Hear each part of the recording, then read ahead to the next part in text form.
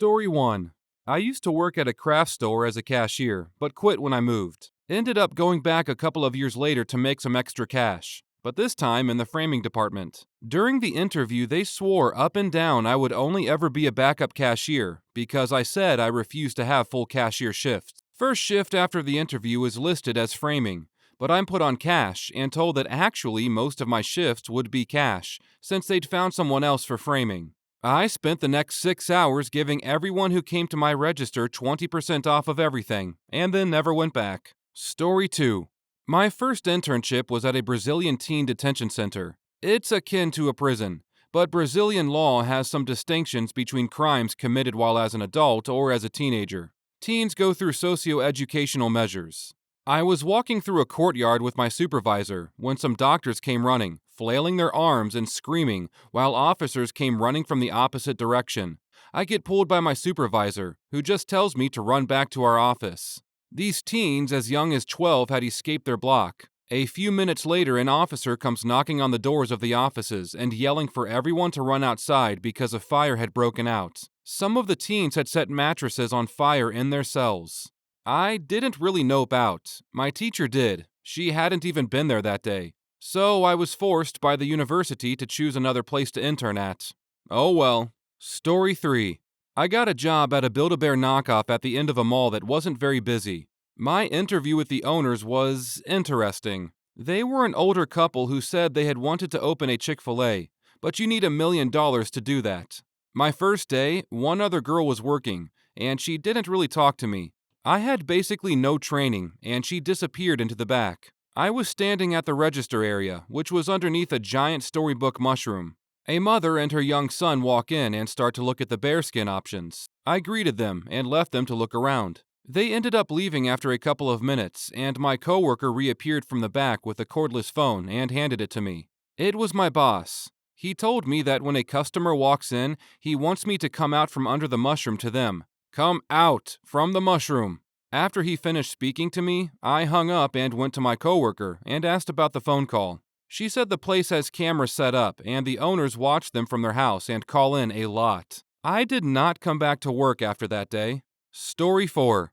I applied for a job at my longtime favorite restaurant. I celebrated my birthday there every year. Owner asked me to come in for basically a tryout, as I communicated I was looking at other job possibilities. I come in, and they just stick me on dishwashing for an hour. No biggie. Then their dishwasher doesn't show up, so the kitchen manager asks me to stay longer for their lunch rush, saying I'll get paid for the hours. I do. The kitchen staff was nice, so I was happy to help out, even though I figured I'd be taking a different job. I fill out a time card at the end of the shift and tell the manager I probably won't be back. He understands and thanks me for the help. Fast forward a couple weeks, and he tells me to email the owner after I ask him if I should pick up my measly paycheck. I do. She basically tells me to get lost over text. Tells me it was quote-unquote staging, and that she told me I wouldn't be paid. I responded that I understood that, but I stayed an extra 3 hours, which I was told I'd be paid for. She stops responding. I decide I want to be petty over the $40, so I get the state labor department involved. Dude goes in there and makes her pay me for the hours, including the first staging hour. Couple weeks later, I got my $40 and never went back to that restaurant. Story 5. My very first job was at a little drive-in restaurant close to my high school. I showed up to work the first day, and the lady said I had to pay her $50 for training. She showed me around the place and said that my pay would be $4.50 an hour as a car hop. This was in 2010. And all the tips I made went into a bucket with all the other girls' tips.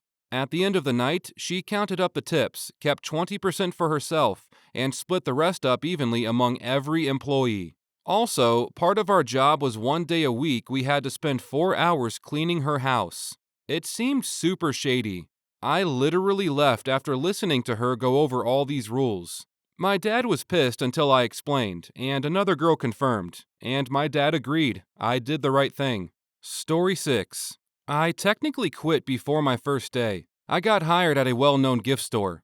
I was hired with the understanding that I would work Saturdays, Sundays, and a grand total of 8 hours a week. So 2 4-hour shifts. Also at minimum wage. Not a problem with me, done that before. I would just pick up a part-time job for the rest of the week. Nope, apparently that wasn't allowed. The manager thought that was a horrible thing and disrespectful to her. I should only work for them and only them, and I should have better control over my money if I can't survive on $64 a week before taxes. Yeah, I didn't show up because of that noise. She was pissed off that I wouldn't show up to such an opportunity. Story 7. I was a cashier at this cafeteria for a large company in my town. The people that worked at the company would put their tips in a bucket, and the people made a lot of money, so there were like 10s and 20s.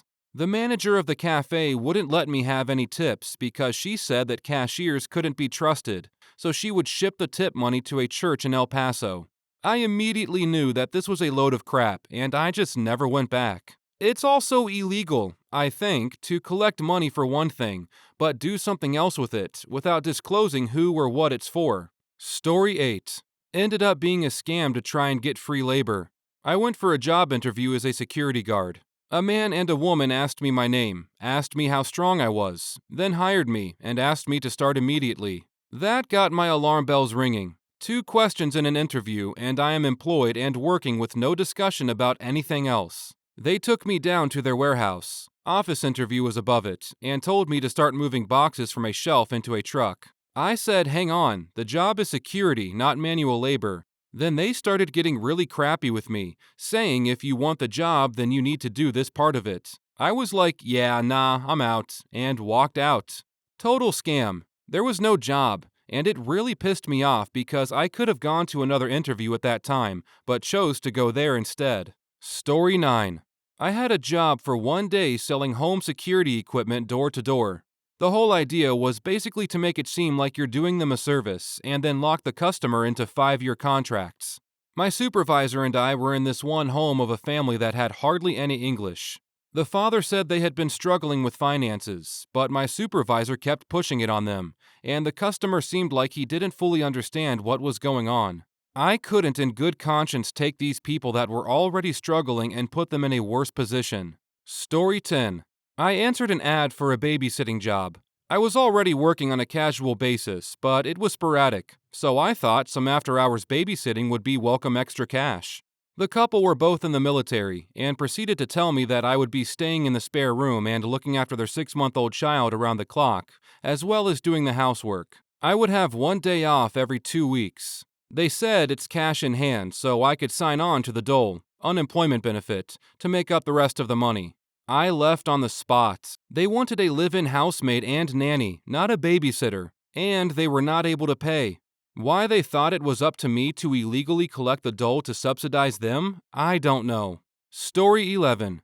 It was a petrol station, and the manager wanted me to work for free until I had learned their computer systems to what he deemed a satisfactory extent. I agreed to do it because I needed a job, and he brought me in at 7 a.m. on my first day.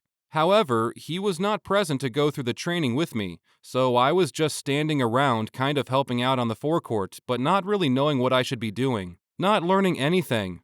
After about an hour and a half without the manager showing up or anyone training me on anything, I decided that I wasn't going to continue to be taken advantage of, and told the cashier to pass on the message to the manager that I had quit. Story 12. Crappy motel gig in Raleigh, North Carolina when I was young and desperate for a job. Any job. Came in to relieve the cigarette hag overnight lady, who told me about the bat she kept beneath the counter, which room had the prostitutes, and which rooms were for the genuinely lost tourists, how not to give out towels to certain people because they had 10 plus people to a room, and they were trying to get them to leave. While she was talking to me, one of the prostitutes came up and paid her with sweaty boob money.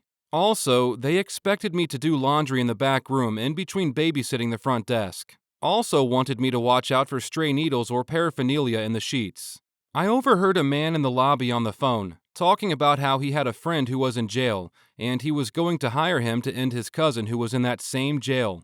All in between bites of bargain bin Fruit Loops from the Continental Breakfast. I left. They never sent me my check for working that day, and I never called to get it. Story 13. Young and naive, right out of college. Took a marketing job. My interview was great. Nothing shady seemed to be going on, and no immediate red flags. After 4 hours of training, my first day consisted of going door to door in a suburban town trying to sell cable to older people.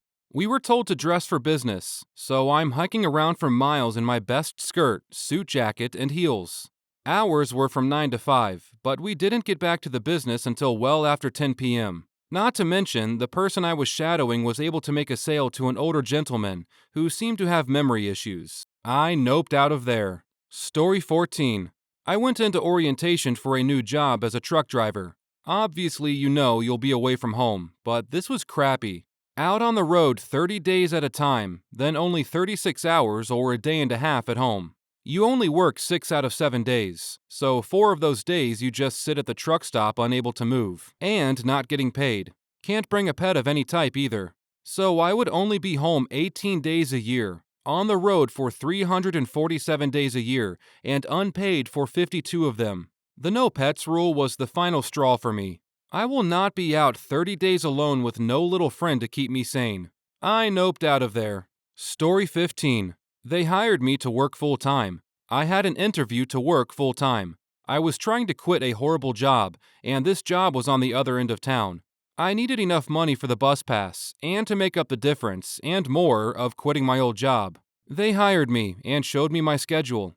I showed up for my first day. Things were going well. Then my manager called me in, sat me down, and explained that they'd have to cut me down to 15 hours a week because they'd hired too many people.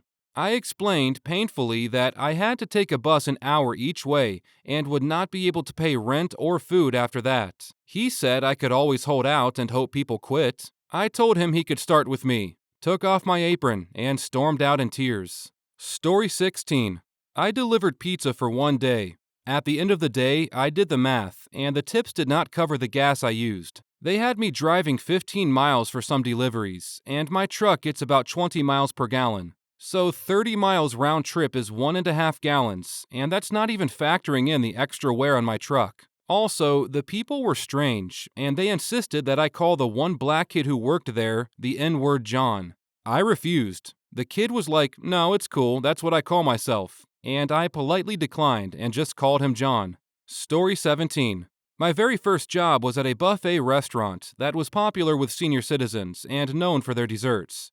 I was asked to get another coconut cream pie from the back, and as I was getting it out of the fridge, another employee bumped into me, and I dropped it on the floor, pie side down. This employee's solution, someone who had worked there for years, was to just scrape off all the whipped topping and replace it. I was horrified they served pie that had been on the extremely dirty floor and never went back. I was horrified they served pie that went on the extremely dirty floor, and I never went back. Story 18.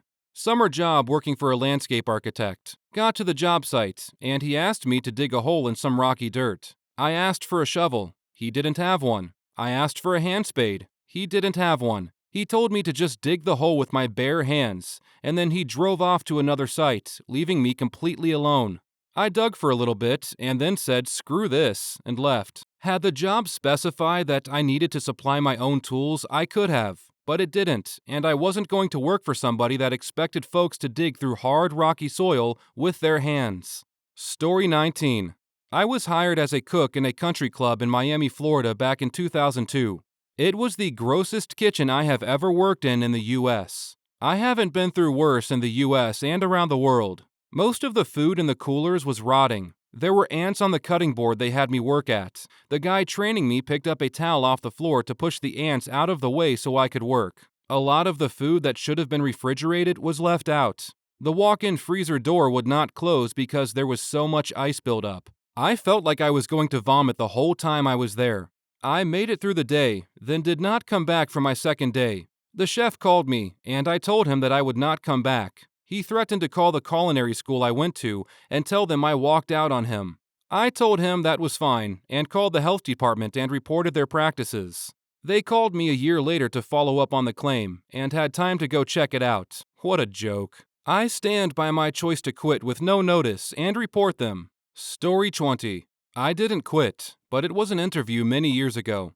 The position was for an admin assistant. I got to the place, and it was in the back of a strip mall, just a small parking lot and a forest. I go in to interview, and the guy tells me it is in fact not an admin position, but an alarm system cold calling position. I immediately knew he was wasting my time, and he finished it out. He told me there would be a lot of evenings just him and I working.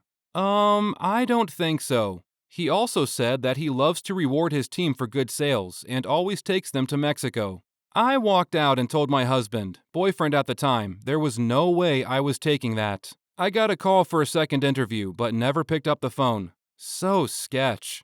Story 21. My first day working at EB Games. I was super excited to be there. The first half of my shift was basically tidying up the shelves. It was a high-traffic location, so the shelves always needed tidying. After 5 hours of following kids around and putting things away, I go on break. When I come back, my manager is standing in his strangely empty store, absolutely aghast, staring at a huge steaming pile of crap on the carpeted floor. Apparently, a homeless person had walked in. Without saying a single word, he dropped his pants and emptied his bowels. My boss looks at me and says, "Oh, good, you're back. Just in time. Clean that up. I'm going for lunch." I laughed at him and told him you can't be serious. I'm not going near that. He responds with, "It's your job. I'm taking a break. I want it gone before I get back." I told him he's going to have to deal with it on his own because I don't need this job that bad. So I quit. I grabbed my coat and went home. 1 week later, the district manager calls me up to apologize and offers me my job back. Story 22. Electronics store. My first day, we had to attend a class where they teach people how to upsell folks. Basically, walked you through ignoring what they asked you for and using their ignorance of the equipment against them. I thought that was really sleazy. Then they went on to tell us about a commission-style bonus program that basically forced employees to upsell everyone. When we took the break for lunch that first day, I peaced out and went home. Never got paid for those 4 hours, but I never regretted bouncing on that. Story 23. A long time ago, not long after getting my papers as a chef, I had an interview at a hotel for a position in the kitchen. The executive chef and I chatted in his office for about 20 minutes. At the time, I remember him coming off as very arrogant, which is quite common in this field. I didn't think too much of it at the time, as the pay was decent and the shift was what I wanted. As I was leaving his office, I turned to leave through the dining room, the way I had come in, which was closed at the time. It was another hour or so before service started, and he says to me, "No, not that way, go through the kitchen. You're not good enough to go through the dining room." I was so surprised by what he said. I just did what he asked without a word. Later on, after I had gotten home, I phoned him up and told him that after having a closer look, I decided that his menu wasn't good enough and that I wouldn't be accepting his offer. Story 1. She was a psychopathic narcissist. I knew she was plotting to leave her husband because I found it on a numbered to-do list on top of her desk. I was floored that she would leave it where her husband could see. It was a home office in one large room. I took a photo. She proceeded to harass and gaslight her husband, who took off one night and slept in a parking lot. When he returned the next day, she said, "You left me, so it's over." After she royally screwed me over for the umpteenth time, I quit. A few weeks later, I sent the photo to her husband, copied her, and wrote, "For your records," in the subject line. Then I reported her to the IRS. Who even adds that kind of thing to a to-do list? Buy eggs on the way home. Take out the trash. Get rid of my dumb husband. Have my nails done. Story 2. One of our cooks was from Nepal and needed a month off to go home and get married. HR denied his request for time off. I, the exec sous, threatened to quit if they didn't give it to him. His home was so remote it was going to take a week's worth of travel to and from. So it was just 2 weeks with his family for the first time in 5 years, and to get married. I found it ridiculous they wouldn't let a man, who hadn't taken any vacation and had warned enough PTO, go home for these events during our slow season. Story 3. As far as my life goes, it was the shittiest job I ever took. Long hours, a lot of crunch, no company vehicle, and a lot of travel. Every time I'd go to a different site, I would get like 20 different phone numbers for the various people I was communicating with. Anyway, so all of the contacts for these people was on my company phone that was synced up to my personal Gmail, which stored all the phone numbers. At some point, management decided my job was redundant and decided to lay me off without notice and without severance. First thing I did was wipe my company phone clean before handing it over. A few days later, they called me asking where all the contact information was stored. Sorry, I don't work for you anymore. Story 4. They weren't paying me travel and changing my place of residence to an apartment they owned in another city where the work was. This let them write off $5,000 a month for housing for me, while costing me a $1,200 deduction for taxes on my paycheck. My tax return had my apartment I rented, and my pay stubs had the apartment the company rented. I told them to change it or I was calling the CRA. They refused, and I called the CRA. They had been doing the same thing for most of their seasonal workers for the past 20 years. The owners had to sell the business to pay off the tax evasion penalties. Story 5. Mechanic at a commuter airline. Boss wanted me to sign off a plane pre-flight inspection. I refused to sign because the plane was not airworthy. He told me if I wished to continue working, then I'd better sign. My response? Then I guess I don't work here anymore. I picked up my toolbox and left. Edit. Yes, I am an A&P. I did report it to the head of maintenance as well as the FAA. No, I cannot reveal the airline, but rest assured they have been absorbed by other major airlines several times and are not flying these models of planes any longer. Story 6. When I left, he promised to take half what I was making and spread it among the team as raises to cover the extra work. He was trying to stop the exodus as I was the third person to leave in a short time. So when I left, I handed my pay stub, minus social security info, to the team and said, just in case he tried to lie, this is what I make. He tried to lie. They also realized they were being underpaid by a good chunk. He told me that was a breach of confidential information, and they could sue me. I told him to sue me then. Never heard from that company again except for tax docs. For those unfamiliar, in the US you are legally allowed to disclose your own pay, and it's illegal for your employer to tell you that you can't. I'm assuming, if he did try that, HR or the lawyers quickly corrected him before they had to hand me a settlement. Story 7. Salary was delayed by 2 weeks and was about told to be lenient because the company is growing and needs our help and cooperation. I waited for another week, but I was ignored. I left the job without notice, and upon them calling me to sue me, I replied, "You have money to sue people, but no money to pay employees." I switched job and I am at a better place right now. Story 8. Was in line for a promotion after my old supervisor was fired for ethics issues. Boss decided to open the requisition, interview, and hire a person all in the 2 days I had off. Since the person hired had no experience in my department/field, I was expected to train my new supervisor and the other new people they also hired. I did none of that. Quit, gave my 2 weeks, and didn't explain a single thing to anyone in those 10 days. Supposedly, it took almost half a year to get close to where they were before all this went down. In this situation right now, I'm the only one who can do the new boss's job because I used to assist the old boss. I refuse to help and enjoy sitting back and watching him fail. He's a twat. Story 9. I was a program director developing and piloting a new program. And after a year of being overloaded and telling our exec director I either needed a second person or a smaller caseload, he pulls me into his office and goes, "We don't really think you're a good fit for this position, but you're a bright young lady and we'd hate to lose you.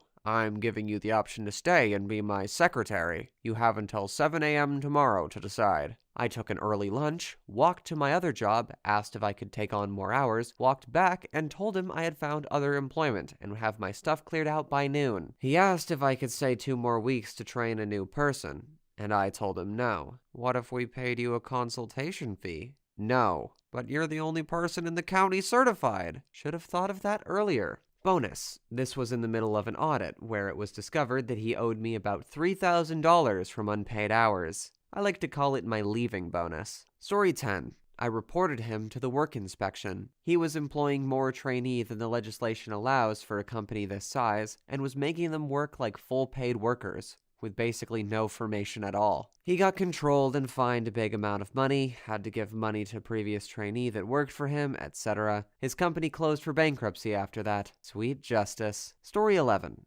Well, it was an actual fuck you. He had just realized he was getting terminated for some pretty egregious safety-related ignorance that I and several others had reported. He was going through that sob story period while HR was investigating and came in for his shift one day, and HR had, accidentally, terminated him early, which he found out trying to use our work portal, and his logins didn't work for anything. So while he's sob-storying me, he was unaware of who had reported him, I basically go, "So this is your last day?" "Yeah, man, I'm terminated in the system." "Wow! That sucks for you. I just want to take this opportunity to tell you fuck you and fuck you for endangering our safety here. You were, by far, the worst manager I have ever seen. And then I just walked away. Story 12. My mom was in the final stages of cancer and wanted to be around my parents as much as possible. Tried to ask for leave by FMLA, and the sheriff-in-chief basically said, "That's life," and declined the leave plan. I quit and found another job and was able to have a good final 6 months with her before she passed. Story 13. Worked at this stupid fake French cafe, and the manager was an idiot who made a point of giving me the shittiest jobs just to show he was in charge. One day, he pulled me off the floor, where I earned tips as a server, and made me polish silver for hours. He kept returning and throwing every second piece back at me, telling me to do it over, kept saying missed a spot. So I walked out and kept the apron. I kept the beautiful black apron with the embroidered logo and still wear it when I cook today. Also invoiced the owner for my outstanding pay and informed him his manager was not up for the job. Owner begged me to reconsider, but I told him nope. Story 14. When the hiring person came to my work to pick me up in front of my old boss. I had a week where I was working for both companies, my first and last week. And as he actually came in to work to get me, his parting words to my previous boss was, "You're gonna regret letting this one slip." Then he smiled and winked and asked loudly if I wanted to pick up some food before we go in. His treat. And a pat on the shoulder. My coworkers and boss just stood there, staring like they just saw the aliens land in front of them. That was a pretty great feeling, and a memory for life. Even though it wasn't my